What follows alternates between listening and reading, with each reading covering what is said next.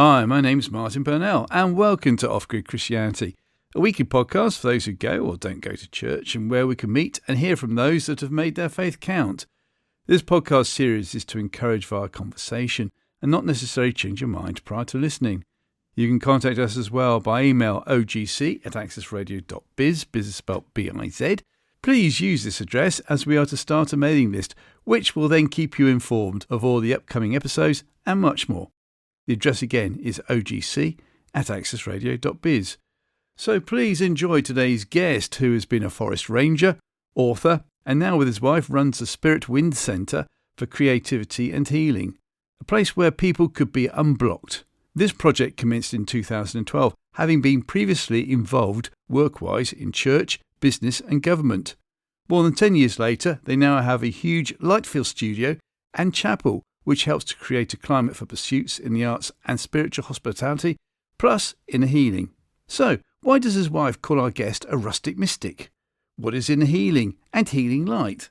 What does unblocked mean?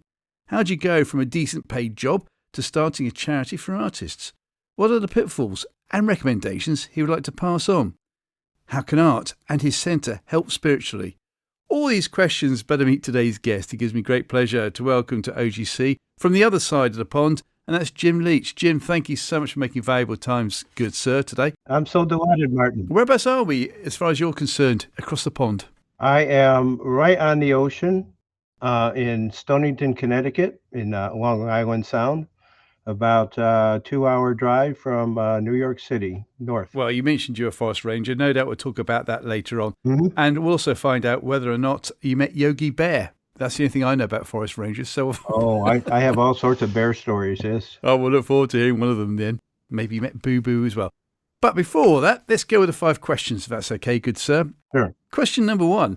If you could invite anybody from history for an evening meal, alive or dead, so that you could ask them questions, who would it be? Well, it's interesting. I actually do a variation of this myself from time to time, and that was with Benjamin Franklin. Oh, okay. Who was a statesman, an inventor, a author, and a very curious person, and probably a ladies' man too, according to what they said in Paris. And I kind of imagine myself, what would he think about like flying on a plane or something like that, and the wonder I'd love to see. Yes. In the inventions, because he was an inventor and very curious man. So yeah, it would be Benjamin Franklin. What other questions would you ask him, do you think, over a meal? Well, I would definitely want to ask him certainly what he thought about different aspects of our life, not specifically political, but other ways of thinking, how they interacted back then, what they thought about certain things compared to what we think now. I would have those kind of discussions with him. It's like, well, how would you do this? And, how would you engage with this or with people here? Because he was a pamphleteer and used to stir things up quite a bit in his writings. So also he was anti-slavery. He formed the first anti-slavery committee in the U.S. in Pennsylvania. Did he? He tried to convince George Washington to get rid of his slaves. Am I right in saying he also had a thing or two when it came to lightning? Oh, yes. His famous experiment about flying a kite in a thunderstorm. Yes. And with a key in a jar. He wanted to prove that it was scientifically, I guess they called it electricity. I'm not quite sure what, but yeah, that it was the power was something that could be contained. What did the key and what did the jar resemble then? I'm not sure of the whole thing. I know he had the key was at the end of the kite string, so it was kind of holding it back in a jar.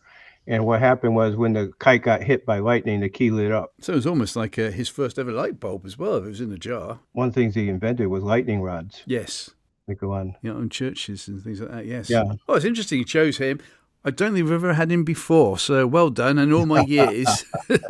Well, he's eclectic like I am. So isn't that the nickname also for a dollar bill or something? You said you got a Franklin or a Benjamin or something in your pocket. Benjamin's $5 bill. Yeah. $5 bill. You see, I'm becoming more American every day now. There you go. Question 2. Who's your favourite biblical character or favourite biblical story or favourite parable, please? Ooh, the favourite biblical characters, I went between Daniel and Enoch, and I thought, well, Daniel is amazing, but Enoch really intrigues me because I think about Enoch. It's like, well, here's a guy. He had no Bible. He had no church. He had no this and that. All the things we think we need, and yet he made it. He didn't die. God took him, and so he has such a close connection with God. This was centuries before Christ. Mm. I'm just amazed at that, and it's like, what can I find out about Enoch? And how did he do? How did he engage with God? I really want to know those kind of things. I'd say he's the one that intrigues me the most. Daniel intrigues me because he was so solid, and it didn't matter if he was in position of leadership or not, he was still solid with the Lord. He dealt with a lot of very unusual things that had to happen, one of which was because of his ability to interpret a dream which he'd never seen before, and God gave him the download. What happened was he was put in charge of all the psychics in the realm. So that must have been an interesting thing for him to do. What do you do from here? Well, we've had Daniel chosen quite a few times, but I don't think we've ever been given Enoch before. So you're doing very well here. What else do we know about Enoch? What I know is from the book of Enoch, the first book of Enoch. First of all, Enoch is quoted in scripture, specifically in Jude, but also when Jesus refers to himself as the Son of Man, that was a term that Enoch used for somebody he met in heaven. And he specifically said, who's this Son of Man who's seated on the throne? So it looks like from the book of Enoch, it looks like he might have actually met Jesus before he came down. And we know that the lamb was slain before the foundation of the world, so that would allow for that. So that was one thing. The other thing was he was in such a good place with God that when the angels fell, they asked him to pray for them. And as soon as he took his petition to God, he was just shut down. It's like, don't even start. No. So, but the fact that higher beings would ask Enoch to intercede is amazing to me. He was called a scribe.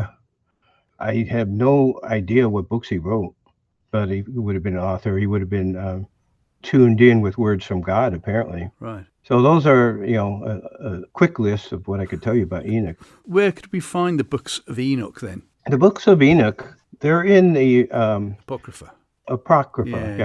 the apocryphal books. I look at the book of Enoch like I would look at somebody who gave me their testimony. No, maybe it's not scripture, but they engage with God somehow, and I want to know how they did it and how they got close to God. So that's how I look at the book of Enoch, and there's some amazing things in there. But that's what I really went looking for. How do you do this? Yes. Excellent answer. Thank you. Well, you're on a roll. As I said, you've had two names that have never been mentioned before. Let's see if we can go with question 3. Come up with a new law that hasn't been chosen before. You can either be Prime Minister of the UK or President of the USA first of all. What are you going to go for, Jim? I had to ponder this one a little bit, and I decided that on Sunday from sunrise to sundown, or at least one day a week, shut down all electronics, so everyone would be forced to have an electronic Sabbath. Oh, okay. And with the exception of no TV, no cell phones, no nothing. So they'd be forced to interact and face yourselves. With the exception, of course, emergency services. 911 we call it here, but that would be my ultimate. It's like, everybody get untethered for a day. Very good, very good. I can see that not going through. I'm sure it wouldn't, but it would have to be by decree. That's right. Mind you, if the Americans get prohibition put through, you could get that put through, couldn't you? I suppose. Yeah, the modern day electronic prohibition. There you go. There you go. So would you be American president or British Prime Minister? And which one would you go for? I like the idea of the American president only because your job is safe for 4 years at a time. You can be voted right out of as a prime minister. Yeah. The only problem with that, of course, is that you need a fairly big, hefty bank balance in your favour, don't you? Oh, I know. It's so true. And take care of the deep state while I'm doing it. Yeah. Yeah. Well, I've got a feeling then that rules you out of the running in any future presidential election. But good call. Thank you. Question 4. Outside of family events, what has been your most enjoyable day out, please? Well, that would have been as a forest ranger. I remember sitting there at mountain lake with some of the leaves were turning. It was a little bit later in the season, and it was just something that you would photograph Mm. on its own, and from all different angles. And I was sitting there just absorbing, not doing anything, not. And I was thinking, boy, this is something that I'd want to share with somebody. Actually, what happened was I was there because of my work, but I had a time off. And so I said, I'm just going to stay in the forest here and enjoy it instead of Yeah. having to work. Yeah. So that's what I did. Fantastic. We'll hear about forest rangering in a minute, if that's such a word, rangering. Question 5. What has been your most embarrassing moment to date then, please, Jim? I was teaching on the art of hearing God one time where I had a microphone and stuff. And I gave the class an assignment to do whatever. And I needed to use the bathroom. And when I did, I forgot to turn the microphone off. No! So yes, they made comment on it when I got back in the room. It's like, whoops. There have been a couple of stories like that you've heard in the past. It's actually in one of the Naked Gun films, isn't it? Oh yes, So, right. yeah, there's also a story, I believe, where I can't believe it's true, but Buddy Guy, the legendary rhythm and blues artist who I saw play guitar, in the early days when you had radio links to put onto your guitar so you didn't have to use a lead, apparently went out the studio and wherever and started playing guitar on a bus. Whether that's true or not, I don't know. Yes, you're in the same category there as Okay. Lieutenant Drebin, I think his name was, or Lieutenant Drebin, as you say. Very good. Thank you for sharing that. Life happens. And it'll teach people a lesson to say, hey, it can happen to other people, it can happen to you. Always switch off your That's radio right. mic when you leave the building. Yeah. Well, thank you for those answers. Jim, we've already mentioned forest rangering, forest rangers. Yes. It's not a name of a football team. It's something more important than that. Tell me what exactly is a forest ranger and then why you wanted to be a forest ranger. I grew up near some woodlands because there was a woodlands behind my house. I mean, I could literally go out my back door and walk for acres and acres through woods and fields and stuff. And so I grew up around that, and and I was a Boy Scout and camped a lot and so forth. My mother, if you were inside on a nice day, what are you doing here watching TV? Get out. Yeah. You just, I was always outside. So that's where it started. And I studied natural resource conservation in school, have a degree in that. And then I got sight unseen. This is pre-internet days, so everything's done by snail mail. I applied to the USDA Forest Service, and I said, I've never been to Idaho. So there, you got a list of where people applied to forest and how many people applied per job. And I said, well, I'm gonna go with the odds. And it's like near where I live, in or northern New England, it was like 56 applicants per job. But out west, it was like 2 to 1. So I said, well, I'm gonna go with the odds there. So sight unseen, I'd never been out there. I drove to Idaho. That was the Clearwater National Forest. Mm-hmm.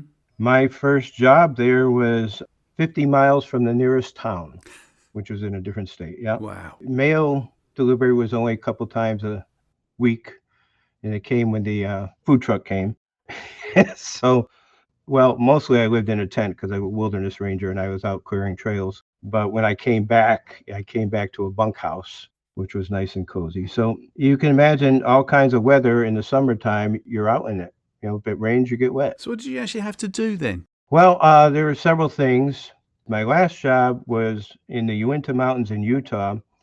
Myself, 2 horses and a mule, and 125 square miles of wilderness to patrol.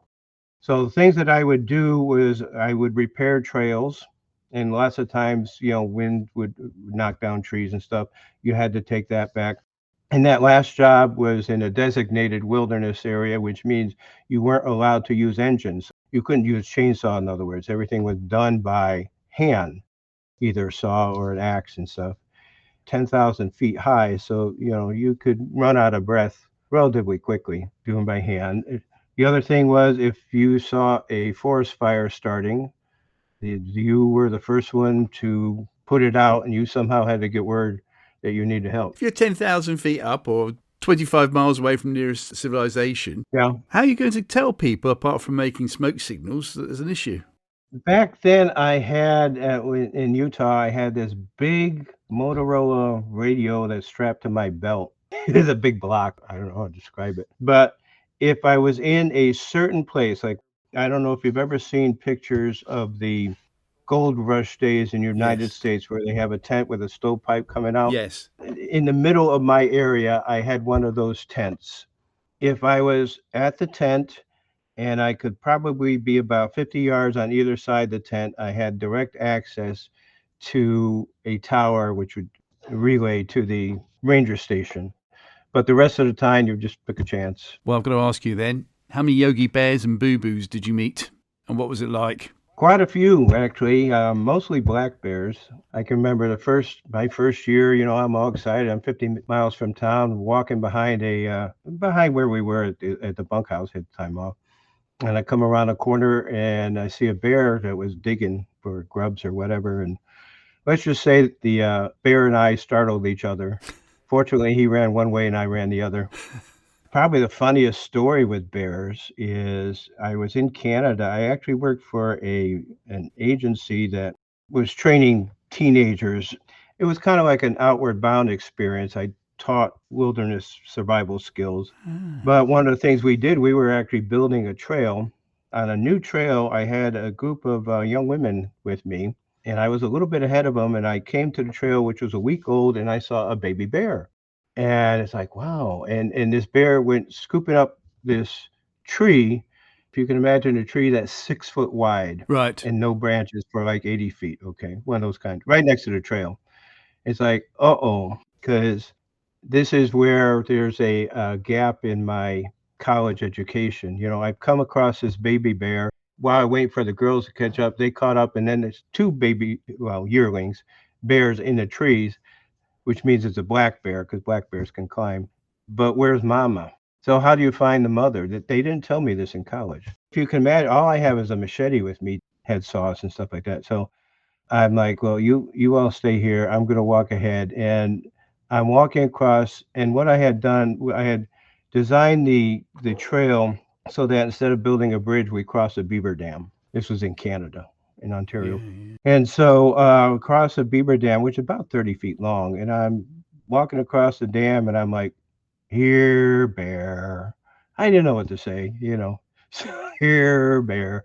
I get maybe halfway across, I hear what sounded like a locomotive charging through the woods. I said, "Oh, I know where Mama is, and we are not going in that direction." You stuck on a beaver dam. We made other plans that day. Yeah. Wonderful. Now I know why you put down the fact that if you were president for the day and you banned all electronic tech except for emergency services, which would include being a forest ranger, of course. That's right. I've already lived that life, so yeah. Thank you for sharing that. I mean, let's take it further then, if that's okay. Your wife calls you a rustic mystic. I can maybe see now the connotation about the rustic bit, Hmm. but Yeah. why a mystic? What does a mystic mean to your wife and yourself? Well, mystic is somebody, Christian mystic is somebody who is interested in the deep things of God, the mysteries, but not just intellectually, experientially as well. Hmm.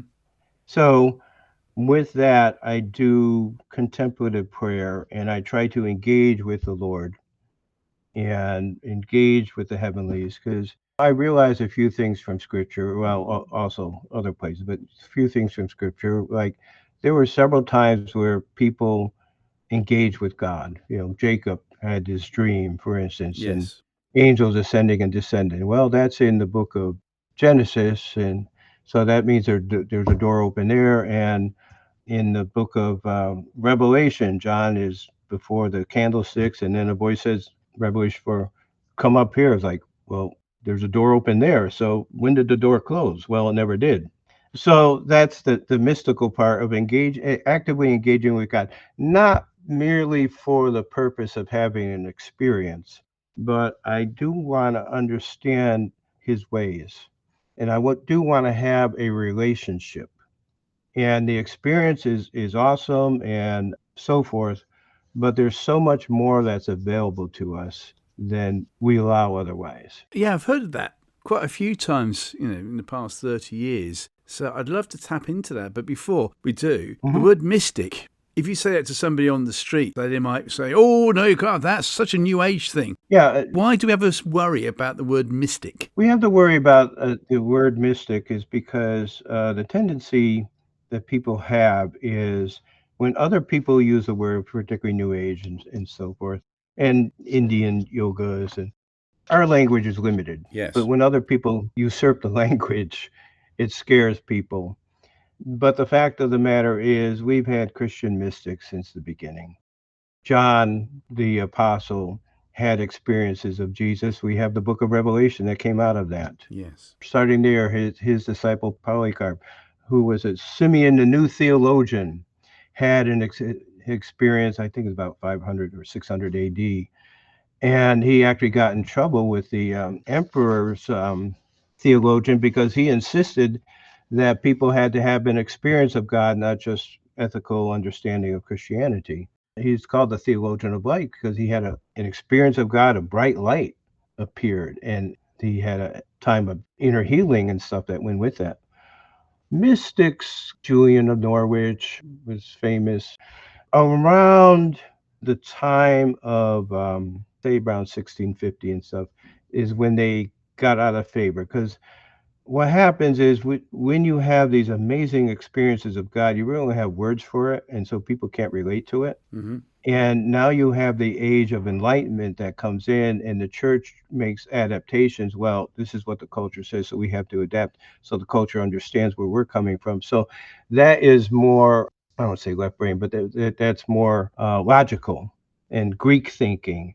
It's not very emotionally deep. And how we experience that, you'll hear many times people say, it has to go the 18 inches from my head to my heart. Yes. Ironically, you're designed the other way. Your blood goes from heart to head and takes information with you. We know that now. I believe that spiritually we're created the other way, that we're meant to experience with our hearts, and our head assist us in engaging with it and figuring out what this was. But the whole experience involves your heart and your soul and so forth. And that's what mystics want to bring to people. It's like, wow, there's so much more for you. It doesn't have to be boring. It does, this is a great adventure that you're on. Yeah, yeah. You're literally part of God's body. He's in you and you're in him and you're one. So let's go back then to your initial statement about mystics. Yes. And that there's so much more that God can give us that we maybe miss out on. And I've heard this said before. So what do you think on that? Oh, most definitely. Even the Word of God itself. I believe that the Word is meant to be a gateway to God. It's meant to be a living Word. Mm-hmm. And so I use the Word of God that way. St. Ignatius of Loyola had a way of engaging the Word of God where he would come across a parable or come across what Jesus said, and he would, in his imagination, go back there and live it like we would say, part of a movie set. Yes. And that was one of his ways of meditating. So, and it was very profound for him. I believe every aspect of it. And interestingly enough, Martin, I'm learning. I've just a couple years ago learned about Hebrew, and I never knew this before. And I'm shocked that no one ever told it to me. But the Hebrew, the letters themselves were originally like hieroglyphics, so they have a meaning to it. Mm-hmm. So when you read a Hebrew word, if you know what all the images are and what the meaning is with that, you can almost have a commentary on what that word means. So it's not just a label, it's actually a whole commentary that God put it. And when you take the very first word in the Bible, Bereshith, if you take the Hebrew letters, it actually gives you the very first word, actually in Hebrew, gives you God's plan of salvation. That the strength of the house, the son, by his own hand, would be destroyed, and in doing so, create a covenant. That's what the letters mean. And when I came across that teaching, it's like, oh man, this is living. It's like the word just came alive to me, and that which is an answer to prayer, because I was like, God, I've been studying for a while and I've kind of flatlined. So every aspect of our relationship with God, or every aspect of what we do with God, is meant to be relational, including reading the Word. So as a mystic, I'm coming at things from that aspect. And ironically, the other thing that being eclectic, the other thing that I studied on my own, study is probably a nice word. I'm a layperson, but I'm interested in quantum physics. And when I read these people who are admittedly atheists, they're having to use what I call language of the kingdom. So they're explaining, well, the way that you describe what a particle is isn't really a label. You have to describe, you're describing how it relates to other things around it. That's how you can tell it exists.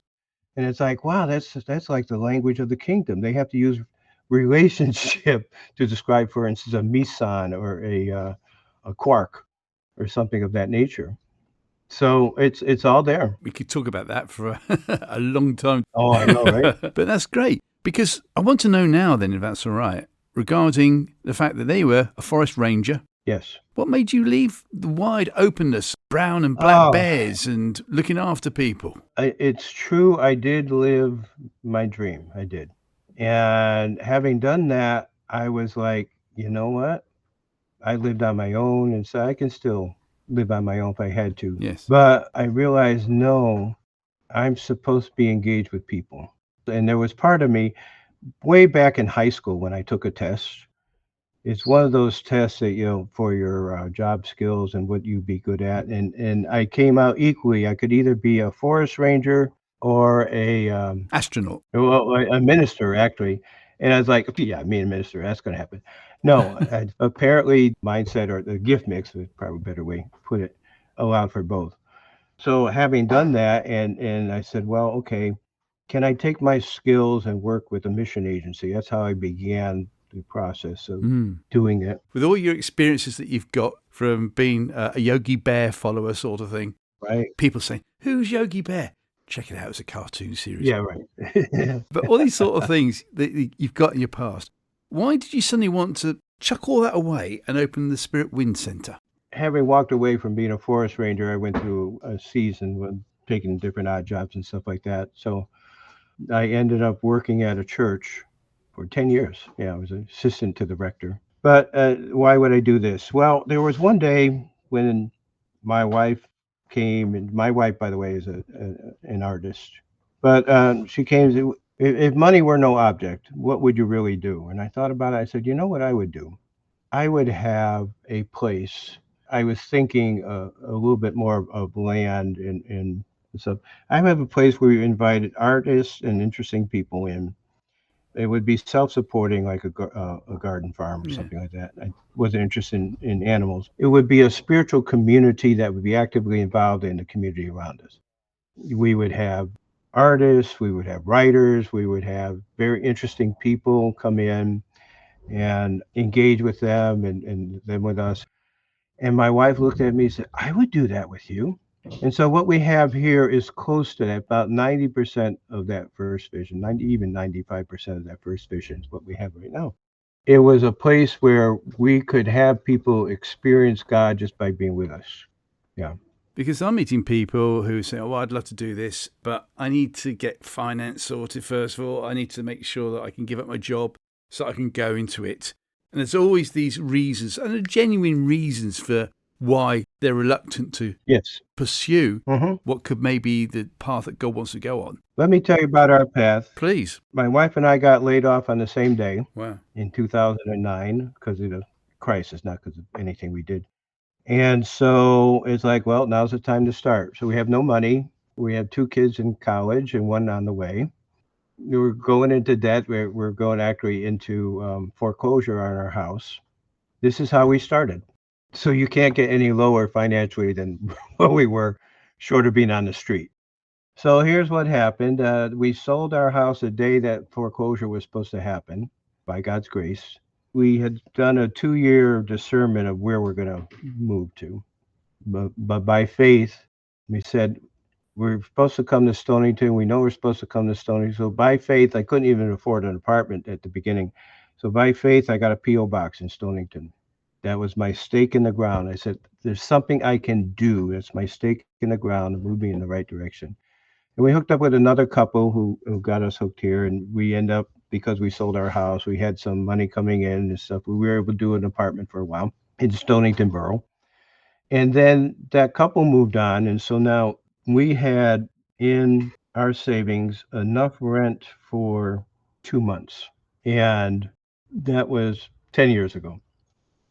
So we've been here living by faith. We call it in and we engage because I know how to engage with God now. I learned the hard way, but to know how to engage with God, and don't worry about it. And so I would say that it's not something that I can just say, well, you just do what I did. Well, I'd have to say, well, listen, in order to do what I did, you have to be able to engage with God like I did.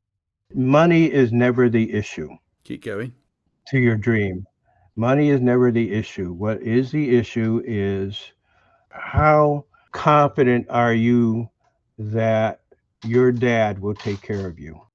And once that issue is dealt with in your heart, and once you begin to step into really what your life calling is, what your vision is, then you'll find that things will work out. You keep mentioning the word engage with God. If Yes, you're going to take that step of faith, you have to engage with God. Tell yes. me more. When I say engage, that means that I'll give you an example of one way I do it is I present myself before the Lord in various ways, and I want to feel it. I don't, mentally I know He exists, and that's nice, but I want to have a feeling. That's how I begin to engage. And when I do, when I've made that connection, and it's similar to what I believe Jesus did when it says about the feeding of the 5,000. There he had the bread and the fish with him, and it says he looked to heaven. In other words, he made sure there was a connection, and then they were able to do it. That's what I mean to engage. It's like look to heaven, do it. Is there a connection? Yeah, we're connected. Okay, we're good. And that's how I begin to do it. And I will ask questions. There's a wonderful guy. Well, he used to be a marketer, but he has a thing he calls Renaissance time, where what he does is he sits down and he has pen in hand and he will ask a question of God and wait for an answer. Just write it down. Just spontaneously write it down and stuff like that. And he says about 80% of the time, it's God, and he can tell the difference. And he's got some amazing ideas out of that, and he trains other people in his Renaissance time. And so, essentially, that's some of what I do. Is like, okay, I will begin how to relate. Not just I need this, I need this, I need this, but it's like, okay, I'm your son, and this is what I need, and now I'm expecting he may say, "Oh, okay, we can get that, but before we do that, you wanted to take care of this first, or take so and so with you when you do that." So there's a back and forth that goes with it about my father's business, if you will. There's always a back and forth that goes with God. There's always a divine dance, Richard Rohr chord, divine dance that goes on. It isn't just I'm his servant. No, no, no, no. He wants so much more for us than that. He wants us actively engaged, actively involved in what he does. Yes. Is this where then you've got the word blocked and you have to be unblocked comes from, do you think? Yeah, I do believe that. A lot of people, they have a heart's desire, but, to get on in life, well, maybe I really need to do. We're told you can't make money as artists, you can't make money as this, or maybe our parents were concerned about us. So really, you need to go in this direction, whatever the case. But they get later in life and it's like there's a lack of fulfillment. Well, I'm not a good artist, I'm not this and that. We all have these things we think about ourselves. We're not good at something. And so what we do is we help you experience a renaissance. So you start with playing.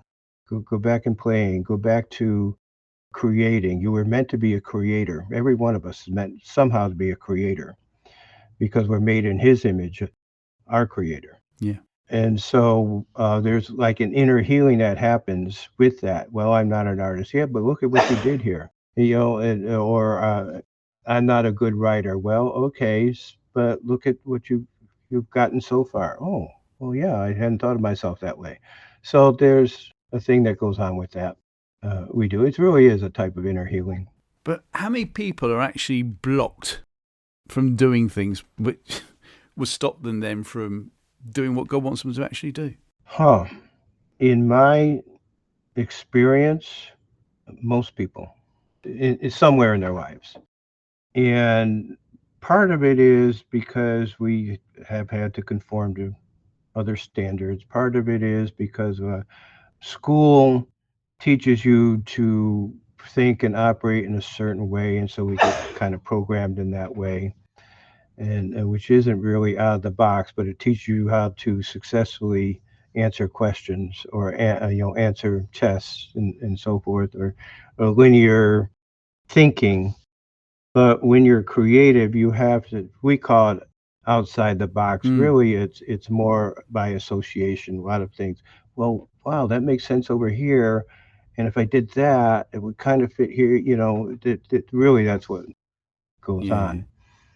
As a writer, I'm always experiencing that. Ooh, I'm stuck here. It's like, okay, let me go. Okay, you're supposed to do this in order and have an outline. Well, okay, I can't do it in order.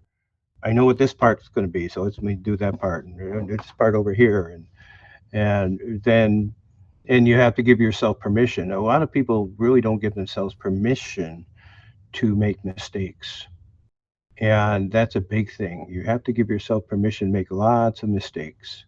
That's a fascinating statement. Hmm. You're obviously talking from first-hand experience on that as well, I would have thought. Oh yeah. My wife is here. She could tell you all my mistakes. Don't tempt me. Yeah, but, right. but why have you got to give yourself permission? You have to give yourself permission because if you understand, mistakes are really just feedback that you're trying and you're making, and you're getting if you just accept it as feedback. And yeah, sometimes you're going to be embarrassed. You'll walk out with the microphone on or whatever. Whoops.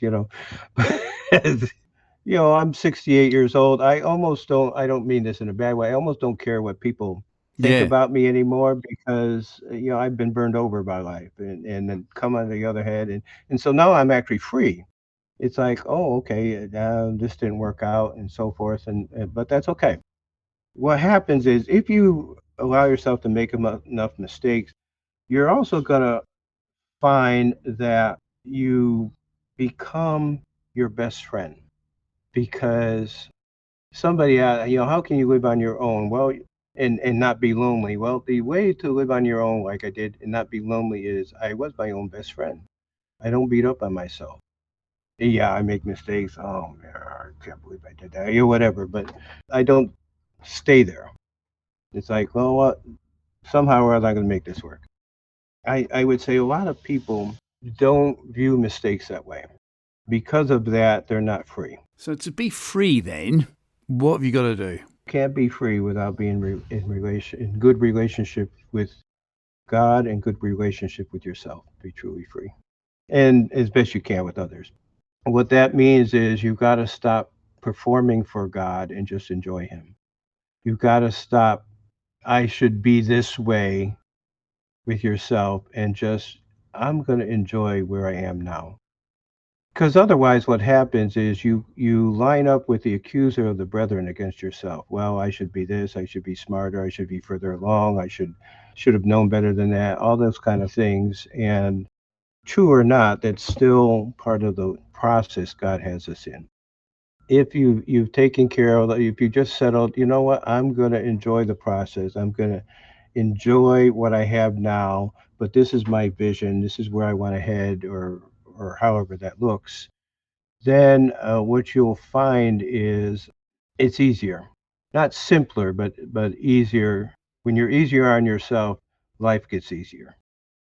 I don't know if that makes sense. Well, it does. No, that makes a great statement. And I think I'm beginning to understand now why you then wanted to open up the Spirit Wind Centre so you can be unblocked, so that you can look forward to your own personal creativity and then the subsequent healing that comes along. I think that's what you're trying to do here. So, Yeah, and yeah, carry on. we have had in talk about engaging God. We have had John Paul Jackson had a CD called The Names of God, playing 24 hours in our prayer room here, our chapel, which is right next to where I'm sitting. Yeah, is that the noise we can hear in the background?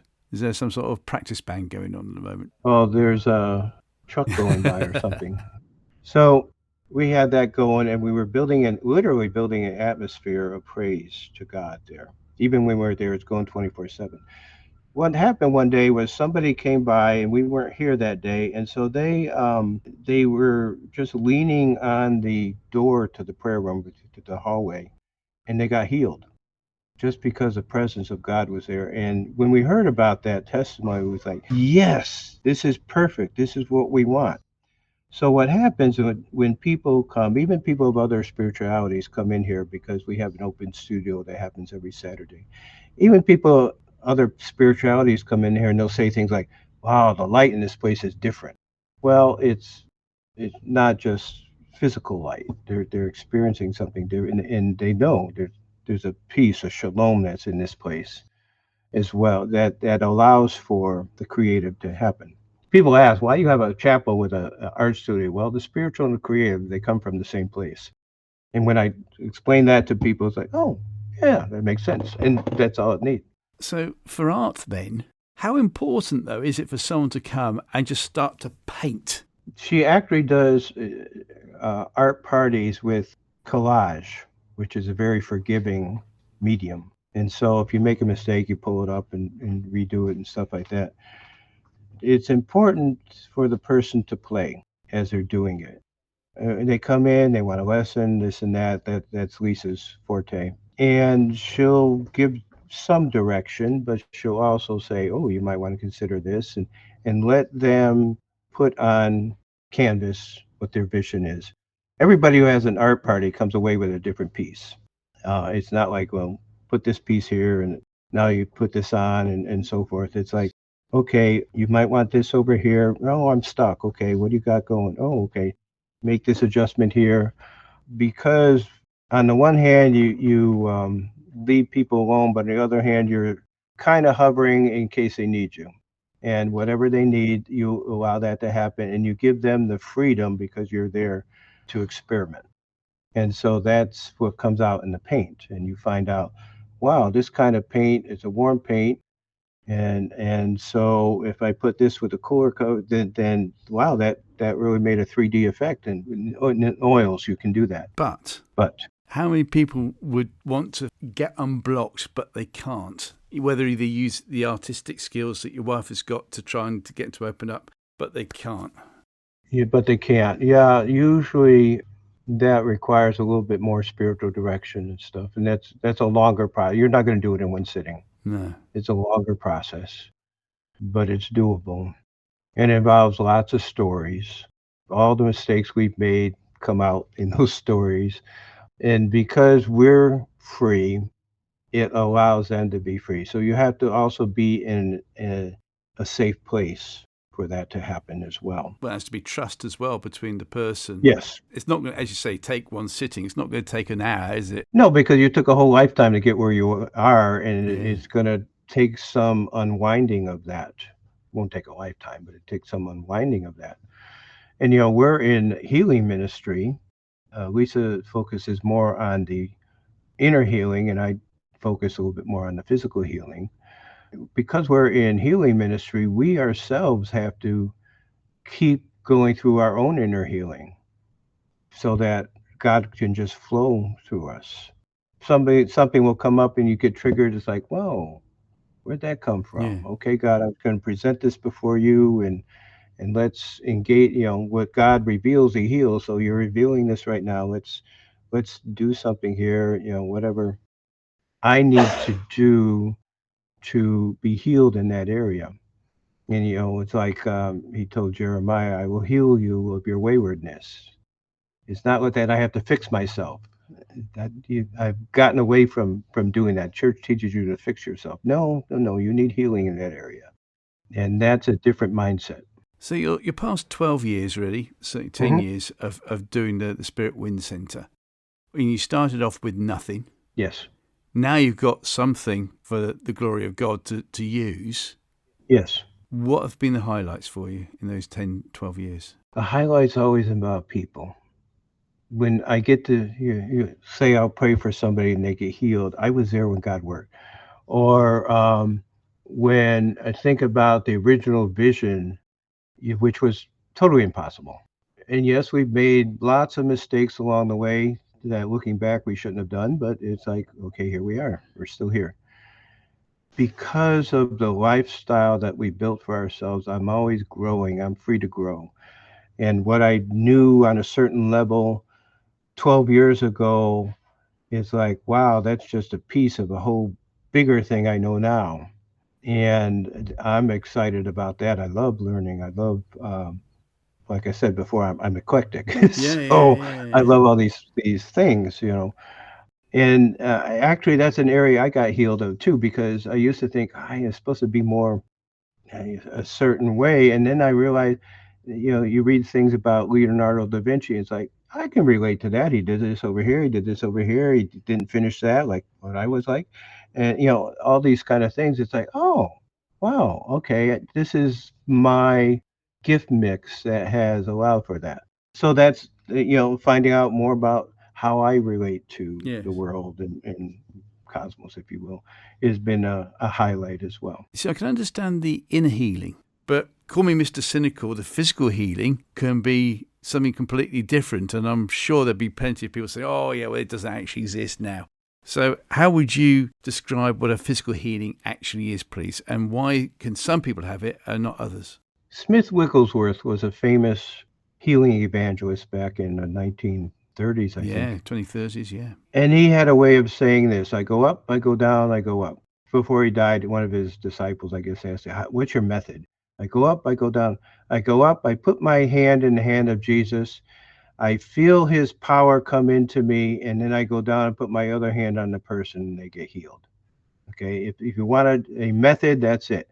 What healing is, because you're connected to God and because you are his body, physically, you are there to bring healing to a person. Okay, it's not your gift, although people have a gift of healing. My view on the gifts of the Spirit is that they're not the be all to end all. By that, I mean that they're meant to give you a taste of what's really available in the kingdom of God. So, with that, why wouldn't a person get healed? Well, first of all, I will not heal anybody. I will not attempt to heal anybody who doesn't give me permission. So sometimes, like a parent will bring their kids in or something like that. It's not going to happen because God is not. God's a gentleman. He's going to. If you don't want healed, then okay, that's fine. The other aspect of that is that fear. Well, I don't know about these people and stuff. Or a very big one is if somebody's been sick for a while, there are things that have happened to them which are kind of abusive. One is if they've been around certain church cultures, well, if you had more faith, you'd be healed. Yeah, yeah. That's a lie, but it's not about that. Another one is, well, because I have this chronic lupus or something like that, let's say, this is a chronic disease. And it inadvertently, because you've had it so long, it's part of your identity. Well, I just have this, or this is my identity. And so there's a touch of that that has to happen. So physical healing can't happen without inner healing first. Well, not that it can't, but it usually doesn't. There's that type of instance, a long-term thing that will happen to people. There's another aspect that people expect healing is going to happen like that, and sometimes it does, but other times it's like if you were to break your leg, you would put it in a cast. Yes. If your soul is broken, like you've been violated or something like that, your soul is broken, then the cast needs to be in a spiritual cast, but it takes the time for the healing to happen both ways. And so you need to bring the person into the literal presence of God. They need to feel the presence of God and stay there long enough for God to heal them so that the rest of their body can respond to what their soul is experiencing. So I don't know if that explained things out. But those have been my experiences here so far. And for those that have said, oh, yes, I've been told that about my faith, my faith isn't strong enough, so I have to work on my faith. There's one other thing people have been told, which is a horrible doctrine. And that is, well, God's trying to teach me a lesson, so this is why I'm sick. And what I would say to that is two things. Number one, God can't give you what he doesn't have. There's no sickness in heaven. So sickness is part of the curse on earth. The second thing is somebody who loves you doesn't treat you like that. And so if you think that way, then it's quite possible that you have not fully experienced the love of God. And that's the first thing that needs to happen. You're not pointing fingers at the person. It's just that for whatever reason, you haven't been able to receive the love of God. And that's a tangible thing when that happens. And in closing, I can say that in the background, where your wife Lisa is busy working away for her next project in art, the light that's behind you is absolutely fantastic. You do mention healing light. So what does that actually mean, please? Healing light is the glory of God. I would say that. I mean, Agnes Sanford wrote a book back in, 1947 and again in 1949 about the healing light. And basically what she did was a variation of what I said that Smith Wigglesworth did. It's like you're receiving the glory of God in you so that you could minister it on earth. I tell people, you don't understand who you are. You are the place where heaven and earth meet. You are the portal, if you will, God's portal or his literal body. And so by design, you were meant to release heaven on earth somehow. So in closing then, before we find out who your Christian hero is, for those that are listening today and have got a better understanding now as a result of what you've shared, using art, the creativity side of it, looking at physical and inner healing, let's call it that. Sure. For those that want to just say, yeah, I think God wants me to go on this journey, but I can't. And we hear people say, well, just go for it. What else would you like to add to people in that predicament at the moment? Find yourself a mentor, or a spiritual director. We do that in other areas. You do it in business. We do it in other. Find yourself a person who's been there and hear their stories. Even if you can't find somebody, find a book that somebody wrote or YouTube video where they're sharing their testimony. If there's something that you really want but you think you can't, start listening to people who've done it and who just who've shared out of their full experience. What you'll find is you'll begin to build your vision that way. And if you can find a mentor, somebody who would agree to not just hold you accountable, but to be able to speak into your life, then that would be the perfect thing to do. And I take it you did that yourself. You looked at spiritual mentors. Maybe we didn't call them spiritual directors 20, 30 years ago, but it's the same thing, isn't it? Yeah. You need to talk. Yeah. And find out what people are saying. Yeah, don't hold it to yourself. Talk it through, whatever. It's like, oh, I don't think I can do this. Well, okay, what can you do? I mean, like I said, what can I do? Well, I started with a P.O. box. And now look at it from 12 years on. I can see the background there with all the artwork and what looks like a fantastic building. You mentioned a chapel as well. For those who want to get hold of you and maybe even turn up, how do they do that, Jim? Okay, yeah. If you want to look at our website, spiritwindcenter.org or .com, either one. Center spelled the American way, CENTER, by the way. That's right. I think there's a way on there to get a hold of us. We're at 22 Bayview Avenue in Stonington, Connecticut. And this is a big building. We're in a converted factory building. And so there's other artist studios here. There's some very good restaurants downstairs. There's a good coffee shop and a bakery and a brewery. And let's see, I think there's somebody that sells antique or used furniture. There's quite an eclectic mix here. Oh, a very good barber, by the way. Well, you had me on brewery. Oh, I know, right? So yeah, I mean, this has become a community. When we first started here, most of us here wasn't here. So we've been here 12 years, and I can think of the brewery and the bakery were here as long as we have, and there are a couple artists that do it. But other than that, they've been building on or they've been renovating little by little, and so it's become what we would call a happening place, particularly on weekends. Not so much Monday because it's pretty dead here. But if anyone needs to say, should I go for it or not, Jim says, look at us where we were 12 years ago. Oh, look what has happened as a result and what's in the building now. It's just brilliant. Yeah. Hopefully one day I can come over and have a look at that, sample the bakery, sample the beer. Oh, absolutely. And maybe even have a go doing some artistry as well. That Sure. But thank you, Jim. It's been great to hear from you. One more question then, and that is, Jim Leach. Yes. Who is, please, your Christian hero? My Christian mentor would be Hudson Taylor. Now, you see, you're not the first person to choose him, but Okay. That's still very good. For those that don't know who Hudson Taylor was, who was Hudson Taylor, please, Jim? Well, Hudson Taylor was a missionary to China that had to do several things. First of all, he learned to live by faith. Secondly, he identified with people there, and so he actually took on their dress. And I was thinking about a funny story last night with that, because he used to have a long pigtail, because that's what in China at that time the coolies had long pigtails and stuff. So he wore his hair like that. And I thought, well, where I am right now, when I was a little kid, there was a big thing in the United States called Daniel Boone had a TV series about him and stuff. And everybody back then wore coonskin caps, which was a raccoon with a tail. Yes. And Davy Crockett. Davy Crockett, yeah. And so that's the closest I could get to the pigtails that Hudson Taylor had.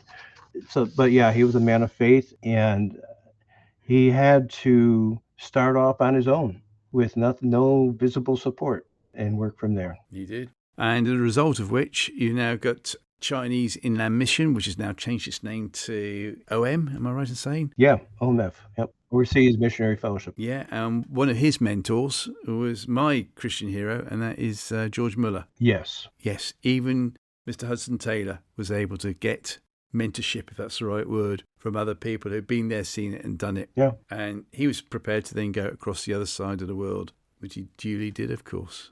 Am I right in saying his wife died over there as well, and he kept on going? He did, and he married again, yes. Jim, thank you so much for this time. I'm hoping this is going to be a source of great encouragement for those that are feeling, So whether they can fly over and see you from Great Britain or drive over to Connecticut from New York or wherever they're listening today, it's been fascinating to just learn a bit more about these words, and that mystic isn't anything to worry about. Rustic mystic is even better because you know what to do if a bear comes after you. So yeah. And, I tell people this, when I was in fire school, there were two kinds of teachers. Every year we had fire school, on the forest. You had to go through this training to fight forest fires. There were two kinds of teachers. There was one that said the forest fires are amazing and you could get all sorts of overtime, this and that. And there were other ones that said forest fires are pretty nasty and they're hard work and you're kind of chewing on smoke the whole day. I always listened to the second teacher, because the first ones were the ones who were bringing in supplies and stuff, but the second teacher was the one who was on the fire line. Yeah. And and he was the one actually fighting the fire right there. And I like to consider myself as the person on the fire line, where faith meets the marketplace, if you will. Yes. And so that's what when I do, I'm doing it from that perspective. I've tested it out on myself. Well, that's a great point. But I've had a lot of fun, Martin. Thank you so much. Thank you so much for your time. It's been fantastic. Thanks. God bless. God bless.